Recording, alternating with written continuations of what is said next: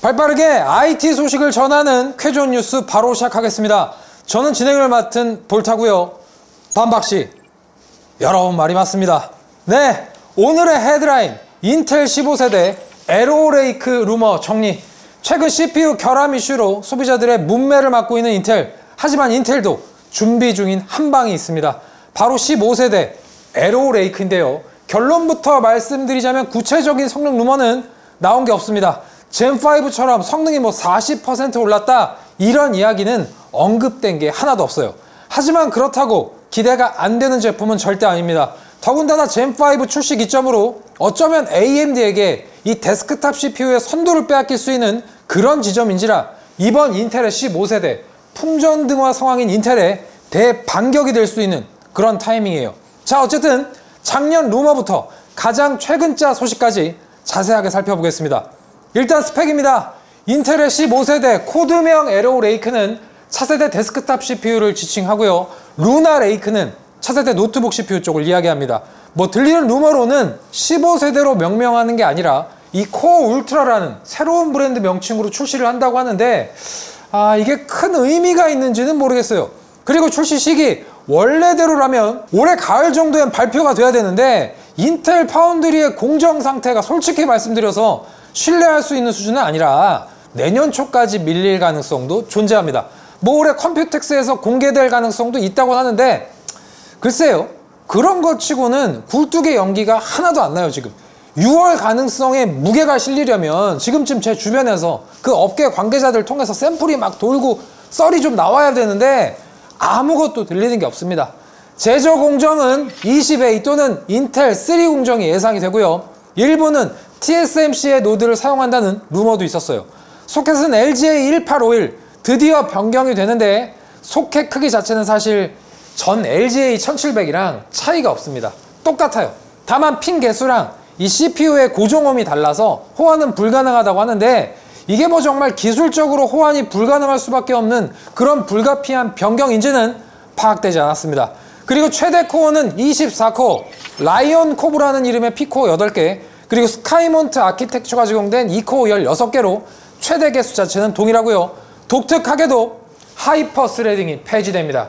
12세대 때부터 시작된 하이브리드 코어 구조에 조금 더 집중하겠다는 심산인 건지 P코어와 2코어 구조는 그대로 냅두고요. 하이퍼 스레딩만 싹 걷어내겠다는 거예요. 어쨌든 그래서 코어 개수는 동일해도 스레드는 48스레드가 아니라 24스레드로 작동이 되고요. 그 하이퍼 스레딩도 그냥 없어지는 건 아니고 대체제가 투입됩니다.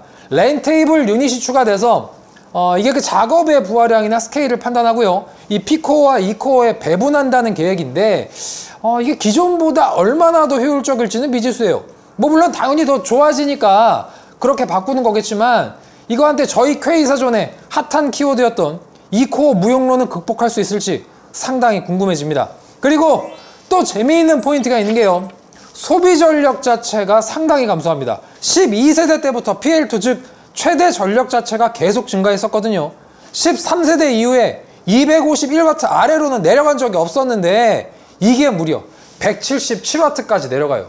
인텔 본인들도 클럭 차력쇼가 민망했었는지 정상적인 수준으로 원복을 한다는 건데, 수냉 쿨러 아니면 못 쓴다는 말들, 이번 에로레이크 때는 좀 잠잠해지지 않을까, 그런 예상도 되고요. 지금 한창 뜨거운 그 결함 이슈 같은 것도 결과적으로 무리하게 밥을 더 주고 클럭을 막 쥐어 짜내가지고 생긴 문제 같은데, 이것도 좀 나아지지 않을까, 그런 생각도 듭니다. 그리고 보드, 큰 이변이 없다면 인텔의 보드도 800번대가 될 가능성이 높습니다.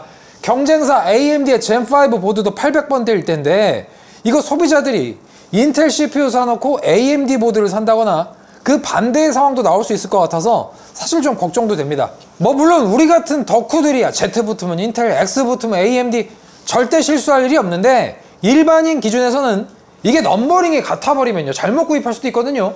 요거는 교통정리 좀 해줬으면 좋겠어요. 그리고 인텔 역시 다음 보드에서 몇 가지 변경점이 있습니다. 일단 루머로는 PCI 레인 수가 16개에서 20개로 늘어난다는 말이 있고요. 그 와이파이 7에 썬더볼트 4G1, DDR5는 딤 1개당 최대 48GB까지 지원이 될 것이다, 이런 정보까지는 확인이 된 상황이에요. 근데 제 생각에 이거 가지고는 좀 메리트가 부족하지 않나 그런 생각이 듭니다. 왜냐면 대조적으로 경쟁사인 AMD는 지금 운용 중인 7000번대가 똑같이 AM5 소켓이고요. 뭐 X870 보드가 나온다고 해도 기존 보드 그대로 써도 되거든요.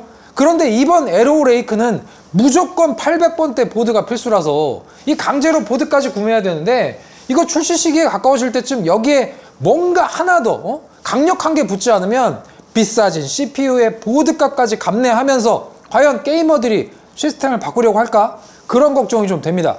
솔직히 요새 보드 가격 이거 너무 올랐잖아요.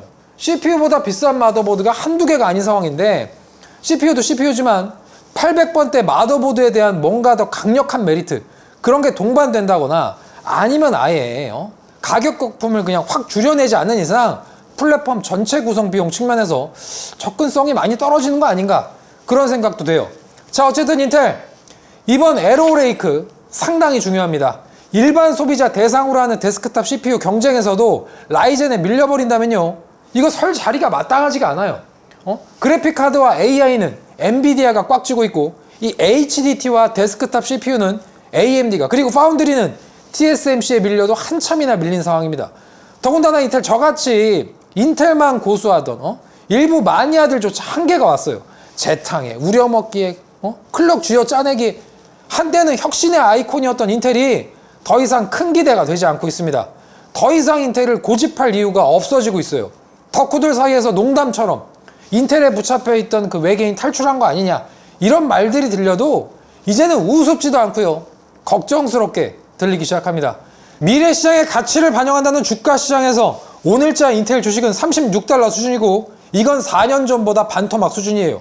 미국 정부가 보조금을 그렇게 퍼줘도 계속 공장만 지어대고 혁신을 보여주지 못한다면 인텔의 미래는 크게 달라지지 않을. 볼타님, 말은 그렇게 말하고 15,900K 살 거잖아요. 투코야, 내가 볼 때는 그 샌디 브리지 정도가 부활하지 않으면 인텔은 멸망이야. 부활하면 또 모르지, 개떡상할지도.